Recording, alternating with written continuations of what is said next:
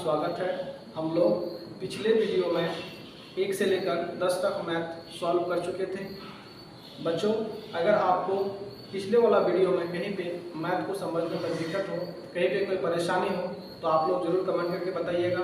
और आज हम लोग क्लास 10 का चैप्टर 12 का 11 नंबर वाला मैथ 11 वाला मैथ हम लोग क्या कर रहे हैं, पढ़ने जा रहे हैं। सबसे पहले 11 नंबर मैथ को पढ़ने की कोशिश करते हैं, फिर समझने की कोशिश करते हैं कि मैथ हमसे क्या कह रहा है। चलो बच्चों, मैथ की तरफ हम लोग बढ़ते हैं। क्या लिखा हुआ है?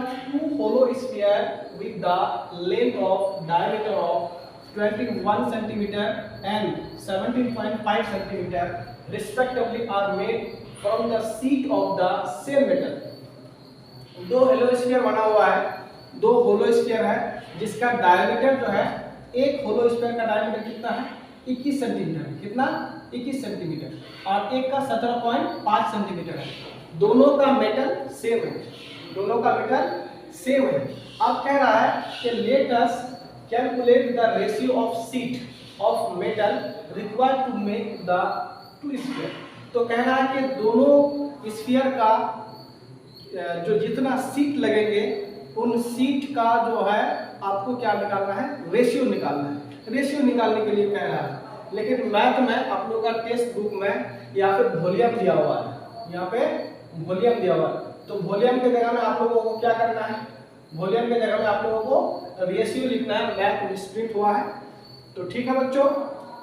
अब देखिए, यहाँ पे पहला होलो स्फीयर का डायमीटर कितना है? 1 सेंटीमीटर है। तो diameter of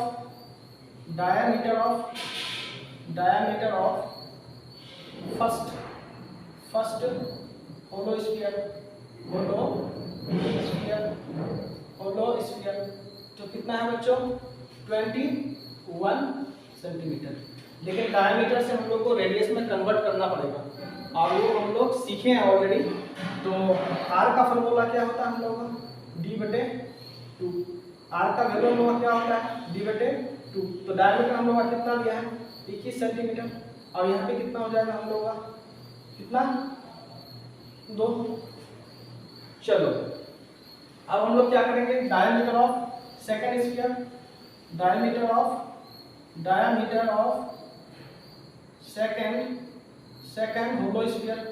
second hollow sphere. दूसरा होलो स्फीयर का डायमीटर हम लोग का कितना दिया है बच्चों? 17.5। अब रेडियस निकालने का फॉर्मूला क्या होता है? r क्या होता है? d/2। r d का वैल्यू कितना है?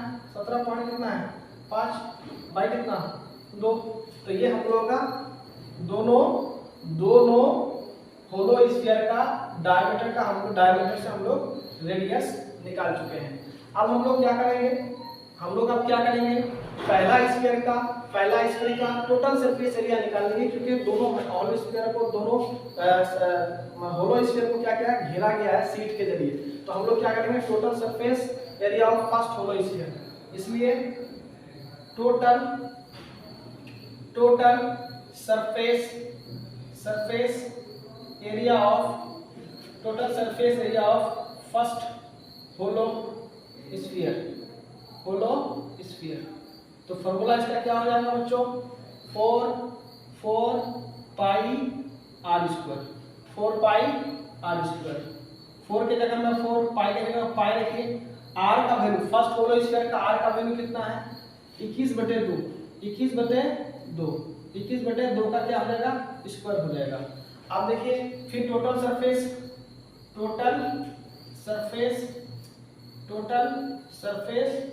Area of second hollow sphere.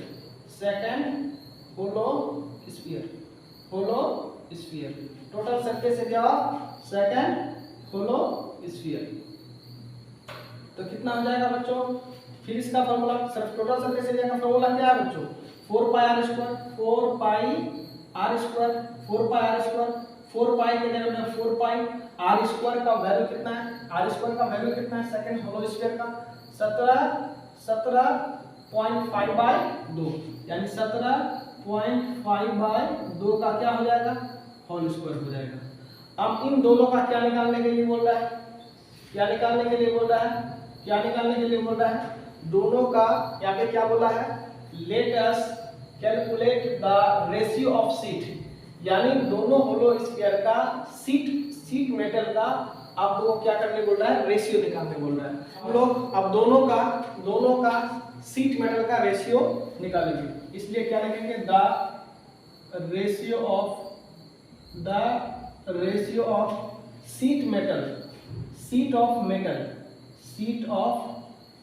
Of metal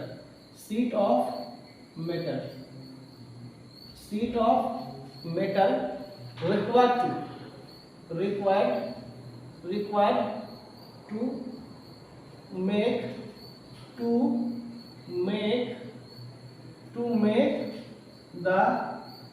make the two hollow sphere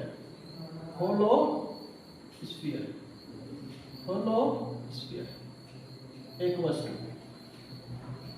तो हम लोग का क्या हो जाएगा हम लोग का यहाँ पे 4 पाई आर स्क्वायर क्या है, पहला वाला स्फीयर का सरफेस एरिया का वैल्यू कितना है, 4 पाई आर स्क्वायर, मतलब 4 पाई आर के जगह में है 21/2 का होल स्क्वायर इज 2।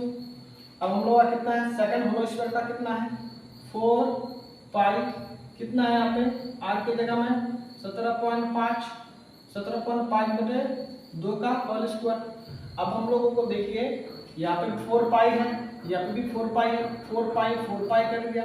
अब हम लोग का यहाँ पे कितना है, 21/2 का होल स्क्वायर इज 2, 17.5/2 का क्या होल स्क्वायर। अब यहाँ पे कितना है, यहाँ पे 21 कितना है बच्चों, यहाँ पे 21 कितना है, तो अब यहाँ पे कितना है, 2 है, 21 गुना 21, यहाँ पे पावर कितना है, 2 है, तो 2 21 है, तो यहाँ पे कितना हो जाएगा, 2 × 2 इज 2। यहाँ पे 17.5 कितना है, 2 है, 17.5 × 17.5/2 × 2। अब यहाँ पे कितना हो जाएगा, अब हम लोग यहाँ पे क्या करेंगे, 21 गुना 21 बटे कितना, 2 2 ना 4 इज 2, 17.5 गुना 17.5 2 2 ना कितना हो जाएगा 4। इस पॉइंट को उड़ाएंगे तो नीचे कितना आ जाएगा 10, इस पॉइंट को उड़ाएंगे तो नीचे कितना आ जाएगा 10, जो पॉइंट के बदले में एक पॉइंट के बाद कितना आ जाएगा 1 आ जाता है, तो 1 0। तो अब हम लोग का ये 4 कट गया, तो 21 × 21 इसके नीचे कुछ नहीं, तो 4 कट गया, तो 1 है इस 2। यहाँ पे कितना 175 हो जाएगा, क्योंकि पॉइंट हम लोग काट दिए, इंटू 175/10 कितना हो जाएगा 100 हो जाएगा, 100 हो जाएगा। अब हम लोग इसको क्या करेंगे बच्चों, यहाँ तक समझ में आया। अब यहाँ पे स्पेस नहीं है तो इसको हम लोग क्लीन कर देते हैं, शायद यहाँ तक आप लोगों को समझ में आ चुका है। तो इसको क्लीन करके हम लोग क्या करते हैं, मैथ को सॉल्व करने की कोशिश करते हैं।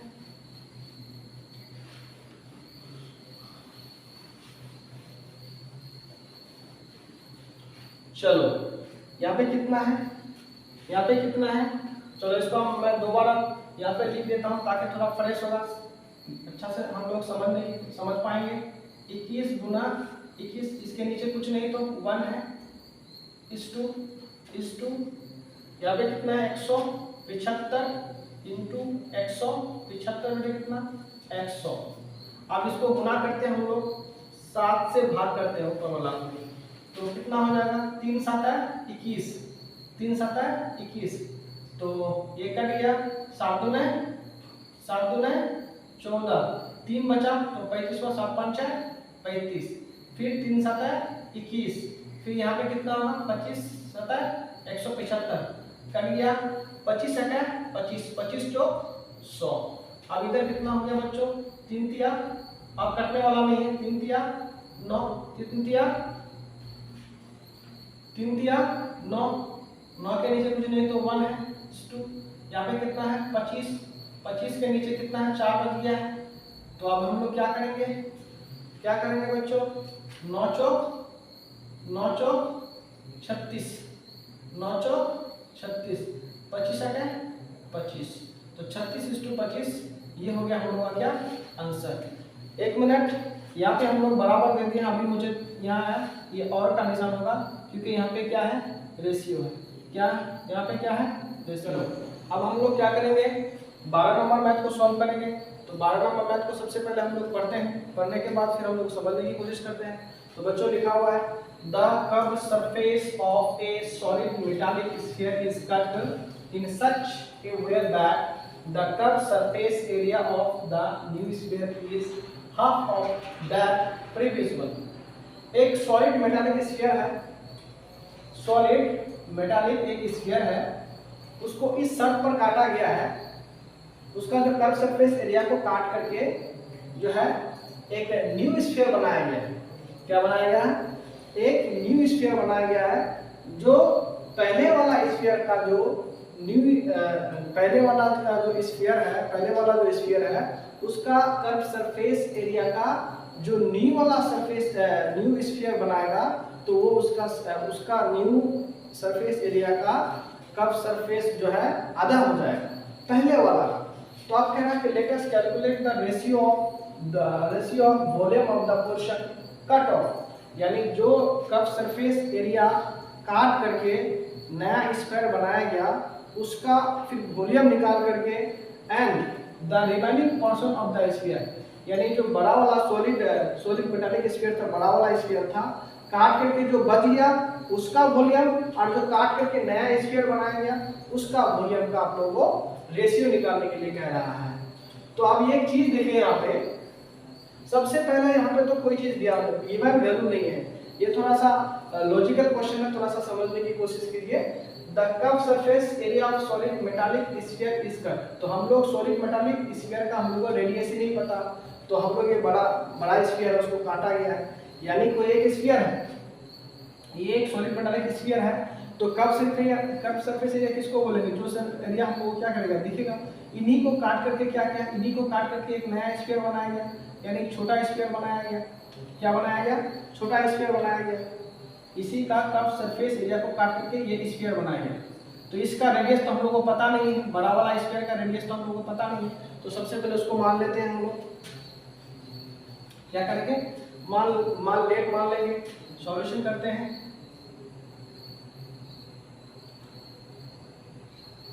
let the radius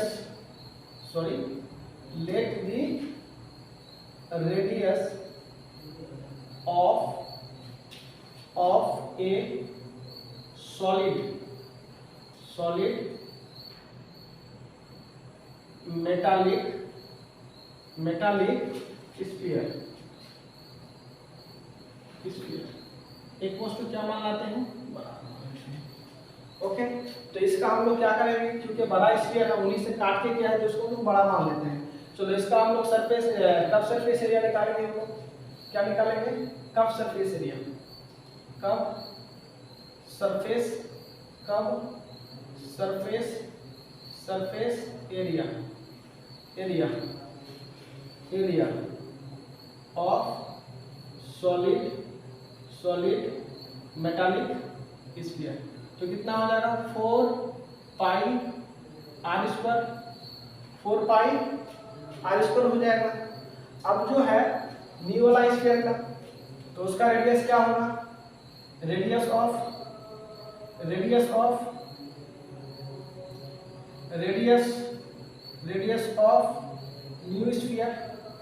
new sphere तो क्या है आर है, तो इसका भी हम लोग क्या निकालेंगे, कर्व सरफेस एरिया निकालेंगे, curve surface area of new sphere तो क्या हो जाएगा 4 पाई आर स्क्वायर। अब सवाल आपको क्या कहा है कि इसका आधा, इसका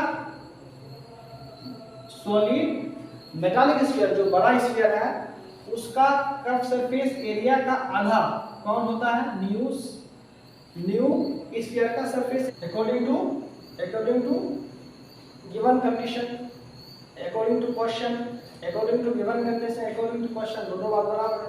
तो अकॉर्डिंग टू क्वेश्चन, अब यहाँ पे क्या कहना है, इसका हाफ, किसका, सॉलिड मेटालिक स्फीयर का जो है हाफ होता है, किसका, कब सरफेस होगा, हाफ होता है कौन, न्यू स्फीयर का सरफेस एरिया।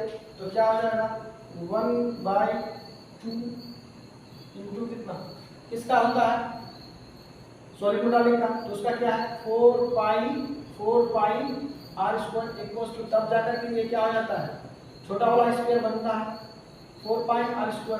तो अब 2 1 2 2 2 4, तो यहाँ पे हम लोग का क्या हो गया 2 पाई r² इक्वल्स टू, ये कितना हो जाएगा हम लोग का 4 पाई r²। चलो ध्यान दो, तो यहाँ पे कितना है हम लोग का r का वैल्यू निकालना था, r² इक्वल्स टू, तो 4 पाई r² बेटे कितना हो जाएगा 2 पाई हो जाएगा, 2 पाई पाई कट गया, 2 1 2 2 2 4, तो r² इक्वल्स टू कितना हो जाएगा 2r², सिर्फ हम लोग r का वैल्यू निकालना है, क्योंकि वॉल्यूम बोला है तो हम लोग r का जरूरत पड़ेगा ही, तो r² का जरूरत तो नहीं पड़ेगा, r का जरूरत पड़ेगा, तो इसलिए r इक्वल्स टू कितना हो जाएगा √2r²। इसलिए r का वैल्यू क्या हो जाएगा बच्चों, स्क्वायर और रूट, यानी r पर स्क्वायर है तो सिर्फ 2 पर रूट रह जाएगा, 2 पर रूट रह जाएगा, और r का स्क्वायर और इसका रूट क्या हो जाएगा, खत्म हो जाएगा, तो यहाँ पे क्या हो जाएगा r, इसलिए r इक्वल्स टू √2r, ये निकल गया हम लोगों का। अब हम लोग क्या करेंगे, वॉल्यूम ऑफ क्या करेंगे, वॉल्यूम ऑफ आप इसका पहले वाला सॉलिड मेटालिक का वॉल्यूम निकालेंगे, दोनों का वॉल्यूम निकालेंगे हम लोग, दोनों का वॉल्यूम निकालेंगे। अब तो यहाँ पे हम लोग का जगह नहीं है, अगर यहाँ तक किसी को कंफ्यूजन है तो आप लोग कमेंट में जरूर बताइएगा। अब हम लोग यहाँ पे क्या करते हैं, क्लियर करते हैं बच्चों, क्योंकि यहाँ पे जगह नहीं है कि मैथ को मैं सॉल्व करूँ, ठीक है।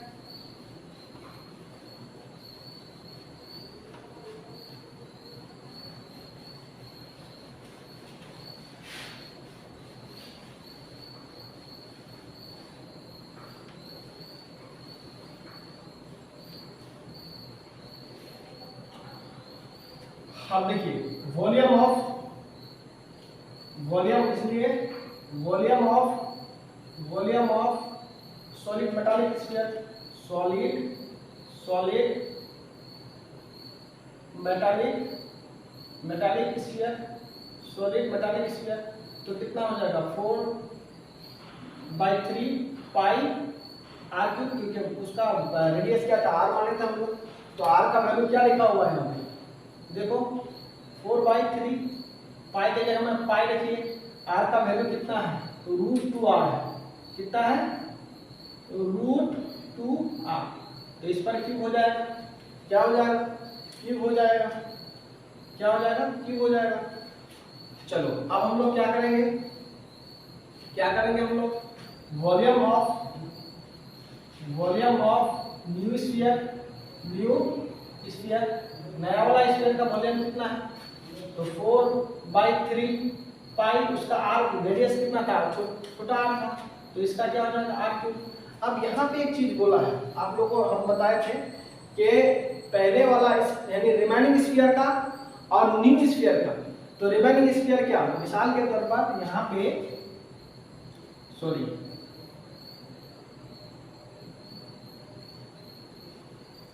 यहाँ पे एक बांस का टुकड़ा है, कितना क्या है बांस का टुकड़ा है, जिसका लंबाई जो है कितना है 10 सेंटीमीटर है, क्या है 10 सेंटीमीटर है। तो 10 सेंटीमीटर जो है इसका एक टुकड़ा जो है हम लोग काट लिए, क्या किए एक टुकड़ा हम लोग क्या किए काट लिए, जिसकी लंबाई कितना है 5 सेंटीमीटर। तो अब हम लोग का इस बांस का जो पूरा टुकड़ा जो है इनमें से बचा कितना, मतलब कितना बचा हुआ बांस है, तो हम लोग क्या करेंगे 10 माइनस क्या करेंगे 5 cm, तो कितना हो जाएगा, अब हम लोग के पास कितना cm बचा हुआ है, एक टुकड़ा काट के निकाल लिए 5 सेंटीमीटर का, तो अब हमारे पास कितना बचा है 5 सेंटीमीटर। तो उसी तरह से बड़ा स्फीयर से काट करके जो एक छोटा स्फीयर निकाला गया, तो बचा हुआ स्फीयर है उसका वॉल्यूम निकालेंगे हम लोग। क्या करेंगे? तो उसके लिए हम लोग को क्या करना होगा? माइनस करना होगा। क्या करना होगा? माइनस, यानी पहले वाला जो सॉलिड मेटालिक स्फीयर का जो वॉल्यूम है और उसका न्यू स्फीयर का वॉल्यूम को माइनस करेंगे तो बचा वाला स्फीयर का वॉल्यूम निकल जाएगा हम लोग। बचा जो रिमेनिंग पोर्शन बचा हुआ है, तो क्या बोलेंगे? Volume of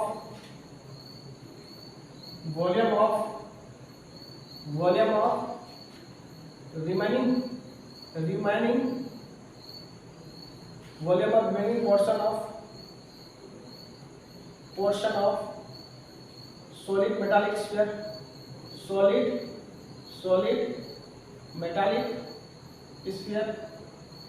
metallic sphere equals to, तो ये क्या है? बड़ा वाला स्फीयर का वॉल्यूम कितना है?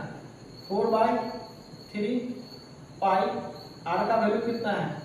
आर का वैल्यू कितना है हम लोग का? √2। आर का वैल्यू कितना है हम लोग का? √2 आर क्यूब। माइनस करेंगे, किसको माइनस करेंगे? छोटा वाला स्फीयर को माइनस करेंगे, तो क्या हो जाएगा? 4/3 पाई, इसका value pi R cube, sorry इसका तो आर का वैल्यू ही नहीं है, तो सिर्फ क्या हो जाएगा? आर क्यूब हो जाएगा। तो आप यहाँ पे देखिए बच्चों, 4/3, यहाँ पे भी पाई है, यहाँ पे भी पाई है, पाई कॉमन ले लीजिए। आप देखिए यहाँ पे आर, आप यहाँ पे दोनों √2 पर भी क्यूब है और आर पर भी क्यूब है, तो यहाँ पे भी आर पर क्यूब है, तो आर क्यूब हम लोग क्या कर लेंगे? कॉमन कर लेंगे। क्या कर लेंगे? कॉमन कर लेंगे। तो यहाँ पे √2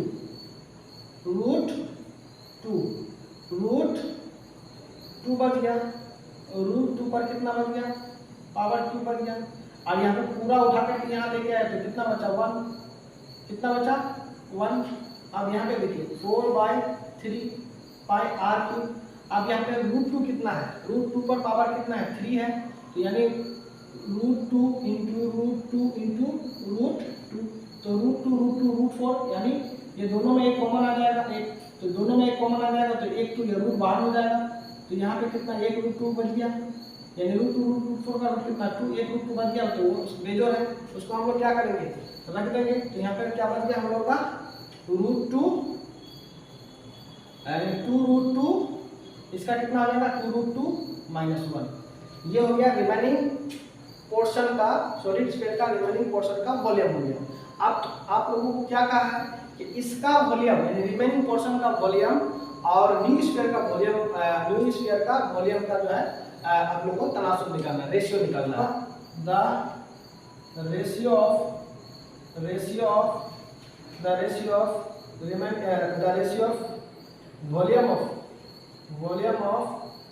वॉल्यूम ऑफ न्यू स्फीयर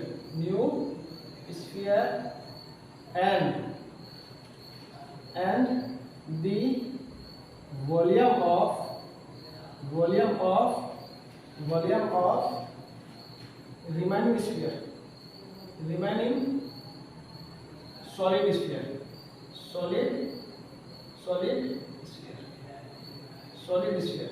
एक वस्तु कितना आ जाएगा बच्चों? यहाँ पे न्यू स्फीयर का वॉल्यूम कितना था हम लोग का? 4 pi R cube, 4/3 pi R cube is 2। इसका कितना है? 4/3 पाई आर क्यूब 2√2 - 1। अब 4/3 कट गया, पाई कट गया, आर क्यूब कट गया, तो कितना बचा बच्चों को? 1:2√2 - 1। ये हो गया हम लोग का आंसर। चलो बच्चों, अब हम लोग क्या है 13 नंबर में सॉल्व करेंगे। 13 नंबर में हम लोग क्या करना है? on the curved surface area of axis of a globe with length of 14 cm radius, two circular holes are made, each of which has the length of radius 0.7 cm. Let us calculate the area of metal sheet surrounding its curved surface area. एक globe है, क्या है? एक globe है जिसकी radius कितनी है? 14 centimetre, 14 centimetre दिया हुआ है। अब उसके ऊपर जो है दो सर्कुलर हॉल बना है। क्या है? सर्कुलर हॉल बना है। कितना है? दो सर्कुलर हॉल बनाया गया है। जिसकी रेडियस, यानी ये सर्कुलर हॉल है, यहाँ से इसकी रेडियस है, इसका वैल्यू कितना है 0.7 सेंटीमीटर। तो कह रहा है बताओ अगर इस ग्लोब को हम लोग घेरना चाहें, सराउंड करना चाहें, तो हम लोगों को कितना मेटल शीट लगेगा। ओके बच्चों, तो सबसे पहले हम लोग क्या करेंगे, ये ग्लोब का अगर हम लोग सरफेस एरिया निकालेंगे और ये जो सर्किल है इसका अगर हम लोग एरिया निकालेंगे, तो ग्लोब का एरिया और इसका एरिया को अगर हम घटा देंगे तो हम लोग आंसर निकल जाएगा। चलो, तो diameter of radius of globe कितना दिया है, रेडियस ऑफ द ग्लोब कितना दिया है 14 सेंटीमीटर। कितना सेंटीमीटर 14 सेंटीमीटर। तो इसका सरफेस एरिया क्या हो जाएगा, surface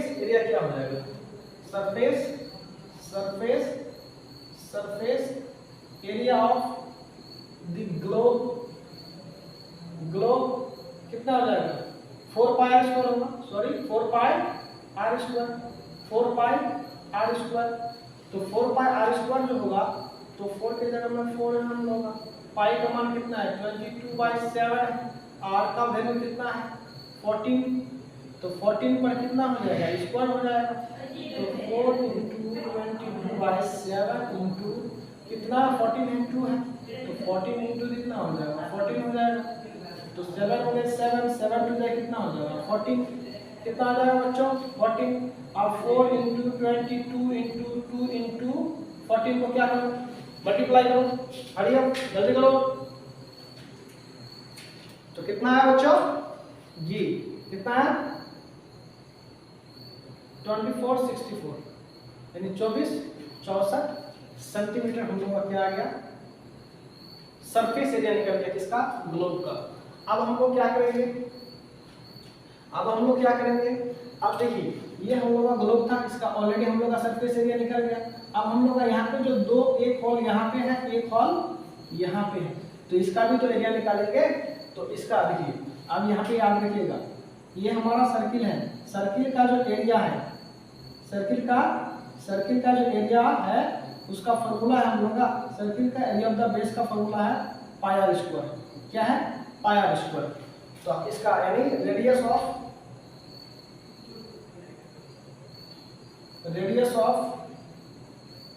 the whole of the globe कितना है 0.7 सेंटीमीटर। तो अब क्या हो जाएगा सरफेस एरिया ऑफ क्या हो जाएगा, एरिया ऑफ सर्किल कितना हो जाएगा, सॉरी एरिया ऑफ सर्किल या एरिया ऑफ हॉल भी बोल सकते हैं, ऐसे भी बोल सकते हैं area of hall of the globe. तो आप देखिए क्या हॉल है, 2 हॉल है, तो 2 हॉल है होने से क्या हो जाएगा 2 पाई r स्क्वायर हो जाएगा, तो 2 के जगह में 2 है। हम लोग का पाई का मान कितना है बच्चों 22/7 है, कितना है 22/7। अब r का वैल्यू कितना है 0.7 सेंटीमीटर, कितना है 0.7 सेंटीमीटर। तो इसका भी कितना हो जाएगा स्क्वायर हो जाएगा, 2 इंटू 22 बाई कितना हो जाएगा 7 इंटू, तो 0.7 कितना है 2 है, तो इंटू 0.7। ओके, अब इसको क्या करेंगे 7 में 7, तो यहाँ तक समझ में आया बच्चों जी। अब इसको हम लोग क्या करेंगे सॉल्व करेंगे, 2 इंटू 22 बाई कितना हो जाएगा 7 इंटू 0.7 कितना है 2 है, इंटू 0.7।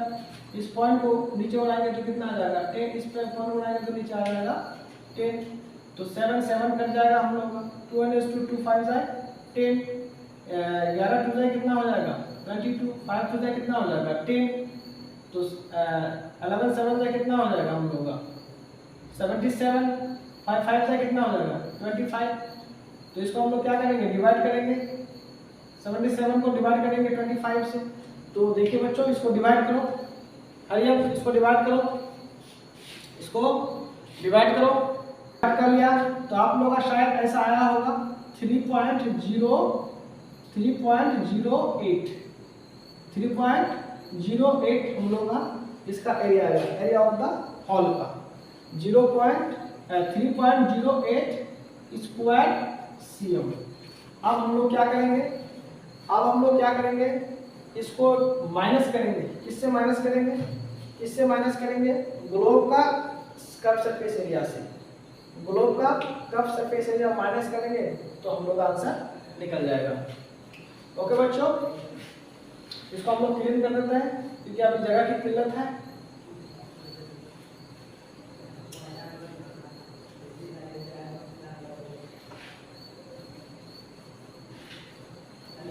जी, इसको हम लोग रख दिए हैं। अब हम लोग का सवाल क्या है? कह रहा late us calculate the area of metal sheet surrounding it's curve surface area. तो ग्लोब को ढकने के लिए, सराउंड करने, घेरने के लिए कितना मेटल शीट की जरूरत पड़ेगी? इसलिए द मेटल शीट रिक्वायर्ड होगा, द मेटल शीट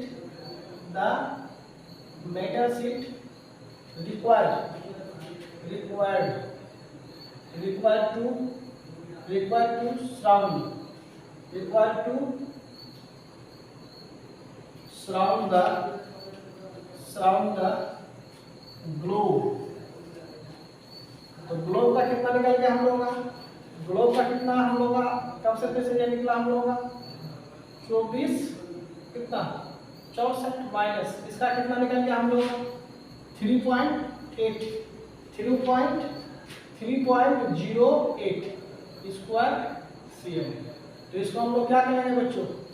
इसको हम लोग क्या करेंगे? 3 स्क्वायर cm। इसको हम लोग क्या करेंगे? माइनस करेंगे। जल्दी माइनस करो। आई होप कि आप लोग गुना कर लिया होगा।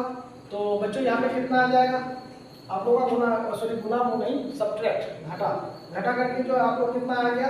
24.92 ये चीज आएगा। ये हम लोगों का इतना सीट लगेगा, इतना मेटल सीट लगेगा ग्लोब को क्या करने के लिए? ढकने के लिए। ये हो गया हम लोग का आंसर। तो बच्चों अब हम लोग क्या करेंगे? 14 नंबर मैथ को सॉल्व करेंगे। इसमें क्या लिखा हुआ बच्चों?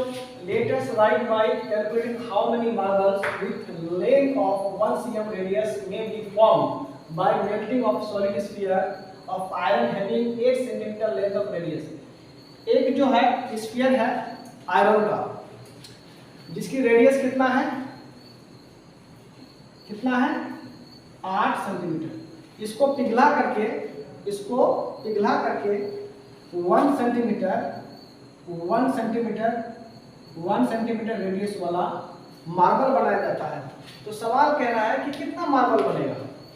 कह रहा है कि 1 सेंटीमीटर रेडियस का अगर मार्बल बनाया जाए तो कितना मार्बल बनेगा? समझ में? मैंने इस तरह का मैथ और भी सॉल्व कर चुका हूँ। मान के चलिए एक बांस का टुकड़ा है जिसका लंबाई जो है 10 सेंटीमीटर है। 10 सेंटीमीटर। एक टुकड़ा को अगर 2 सेंटीमीटर करके टुकड़ा किया जाए, 2 सेंटीमीटर होगा तो 2 सेंटीमीटर करके अगर इस बांस को टुकड़ा किया जाए तो कितना टुकड़ा बनेगा? तो 10 से हम लोग क्या करेंगे? 2 सेंटीमीटर को वहाँ कर देंगे तो कितना हो जाएगा? 5 गुना 10 यानी 5 टुकड़ा बनेगा इस बांस का। तो उसी तरह से एक लोहा का बना हुआ स्फीयर है जिसकी रेडियस कितना 8 सेंटीमीटर है, उसको पिघला करके 1 सेंटीमीटर रेडियस वाला स्फीयर बनाया जा रहा है। तो कितना बनेगा? अब हम लोग क्या करेंगे? सॉल्यूशन। तो कितना है? Radius of